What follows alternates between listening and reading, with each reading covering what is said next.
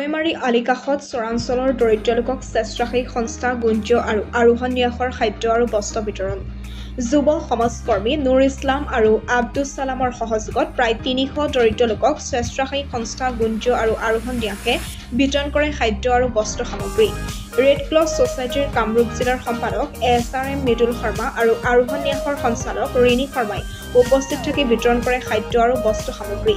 দৰিদ্ৰ লোকক সাহায্য বিতৰণ কৰা উপলক্ষে ৰেড ক্ৰছ গৰৈমাৰী মণ্ডলৰ চেয়াৰমেন কুৰবান মোল্লাহৰ সভাপতিত্বত এখন সভা অনুষ্ঠিত হয় আলিকাষত।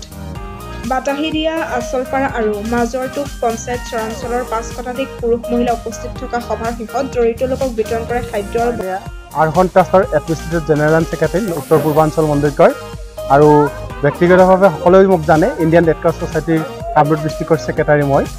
আজি গৰৈমাৰী এই বাটাহিদিয়া চহৰবাসীক আমি বানপানীৰ সময়তে দিব লগা ৰিলিফটো দিব লাগিছিল আৰু এইটো ৰিলিফত সহায় কৰিছে গুঞ্জ নামৰ এটা অৰ্গেনাইজেশ্যন যিটো গোটেই অল ইণ্ডিয়া বেচিছত হয়।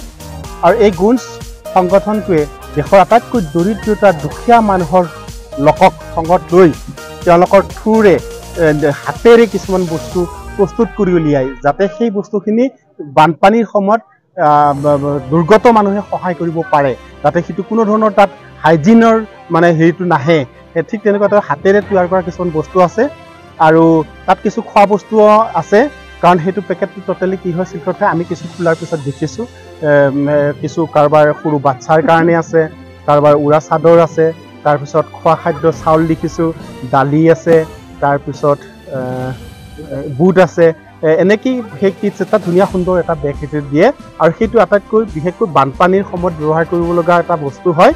কিন্তু এইবুলি কি হ'ল তেওঁলোকে আহোঁতে আমাৰ ইয়াত কমিউনিকেটটো অলপ লেট হোৱাৰ কাৰণে সেইটো আমি বানপানী হৈ যোৱাৰ পিছত দিব লগা হৈছে আৰু আজি সেইটোৱে আমি ইয়াত প্ৰদান কৰিছোঁ। আৰু অনাগত ভৱিষ্যত গুঞ্জে 2 বছৰৰ কাৰণে এই মানুহখিনিৰ লগত কি কয় সহায় কৰিবৰ কাৰণে আগবাঢ়ি আহিছে আৰু আশা কৰোঁ গাঁৱৰ ৰাইজে সকলো আঁকোৱালি ল'ব আৰু সহায় সহযোগ আগবাঢ়িব আৰু লগত তাতে আৰোহণ ট্ৰাষ্টে যুক্ত হৈ সেই কামটো কৰিছে।